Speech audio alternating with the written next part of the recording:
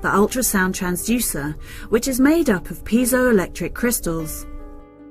Ultrasound is generated by the passage of an electronic stimulus through the piezoelectric crystals, which then vibrate and a high-frequency sound is emitted. The sound wave then travels through different tissues in the body which have a different penetrability, also known as acoustic impedance. So part of the sound energy is reflected by the tissues and part continues to travel through until it hits other tissues and is reflected back. The image is produced from the reflected sound waves as they come back from the different tissue interfaces, and that impulse is registered on the screen as a dot. Thousands of these dots produce the complete image, which is a composite of all the returning signals. Terminology. The terms longitudinal and transverse are used when referring to the position of the probe. The terms sagittal and coronal are used when referring to the view obtained by the probe of the mother or fetus. Longitudinal.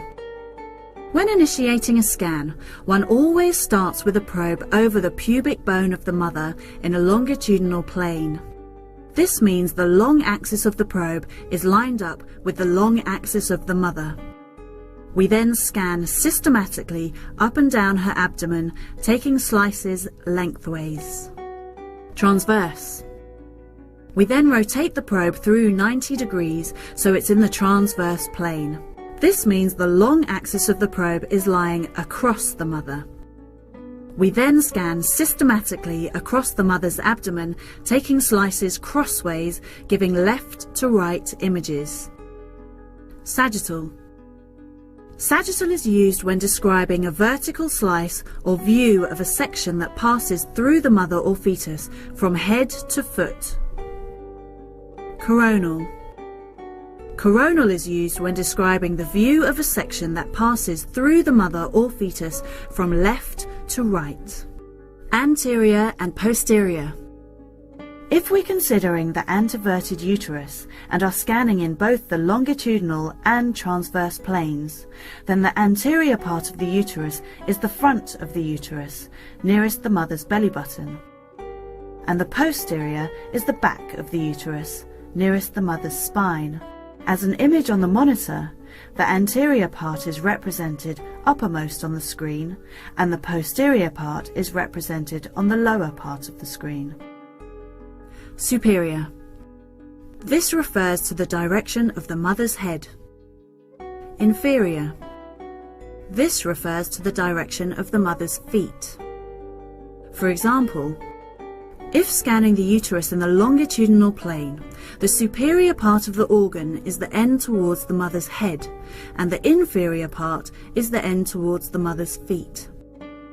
As a scan image, superior is represented to the viewer's left on the screen, and inferior is represented to the viewer's right on the screen. Cephalic presentation. Cephalic describes the fetus in the head-down position inside the uterus. The head of the fetus is at the birth canal, in other words, just above the pubic bone. Breech presentation. Breech describes a fetus with its breech or bottom lying close to the birth canal, just above the pubic bone. Probe orientation. There is a marker or a dot located on the ultrasound probe, and it is always represented on the screen in the same place, usually the top left-hand corner. This dot is crucial when working out the orientation of the organ or the fetus and when interpreting the corresponding image on screen.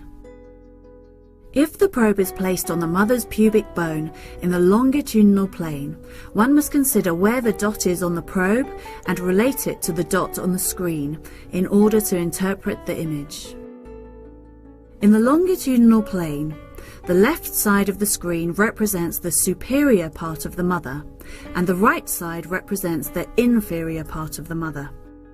So when scanning in the longitudinal plane, the mother's head is represented to the left of the screen and her feet to the right. The location of the dot on the screen should correspond. When scanning in the transverse plane, the image on screen is like a mirror image.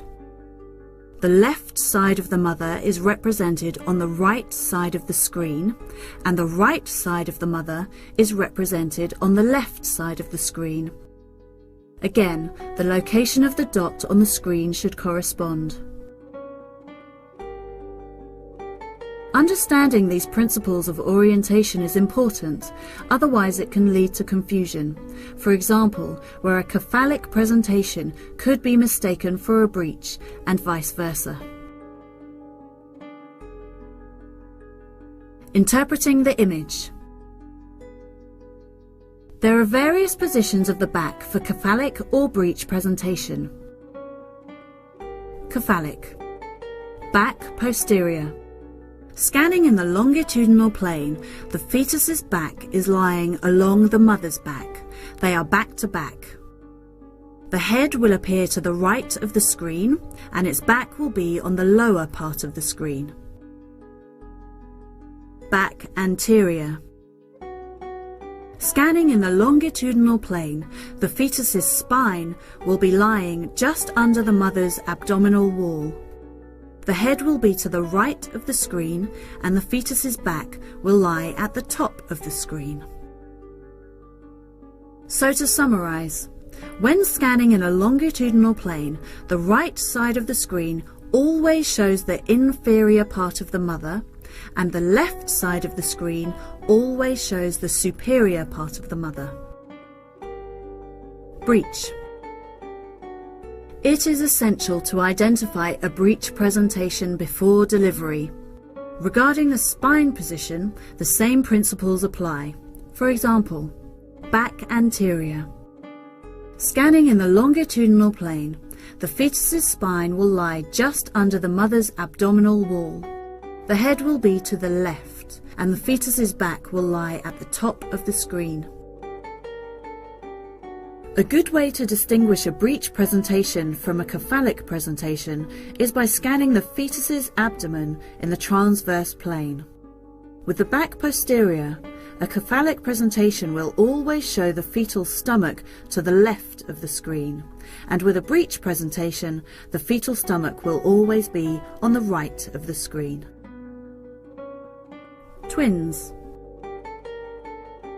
During the ultrasound scan of twins, it's important to identify each twin and to describe their positioning. Twin 1 is traditionally referred to as the twin with the lowermost presenting part. So in the case where both are lying longitudinally with a cephalic presentation, twin 1 will be the twin that has its head lowest in the pelvis. In the case of breech twins, the same principle applies. The twin with the lowest most breech will be described as twin 1. Clearly, in some instances, twin 1 may be cephalic and twin 2 may be breeched.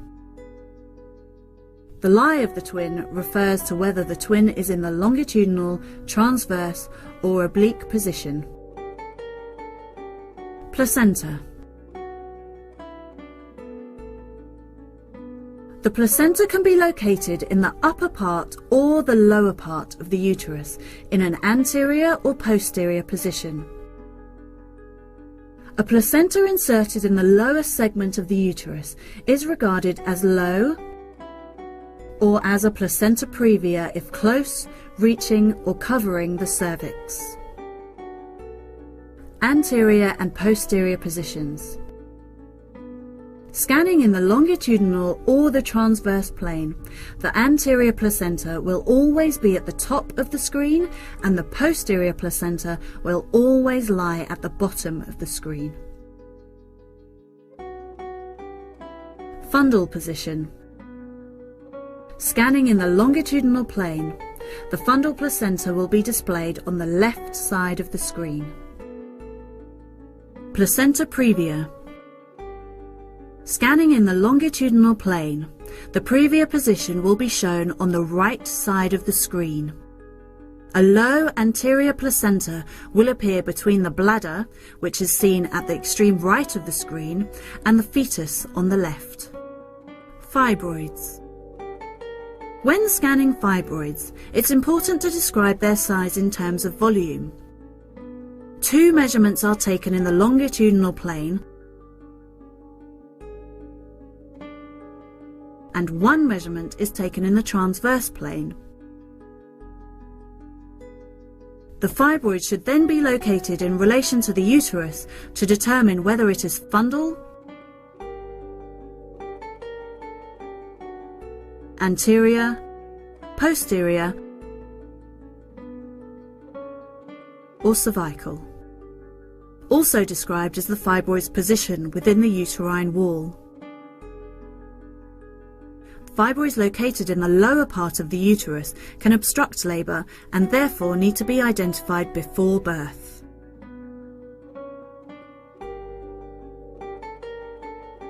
In summary, before proceeding with the finer points of diagnosis using ultrasound, it is important to clearly understand the orientation of the fetus and its organs within the uterus and to accurately learn the language of its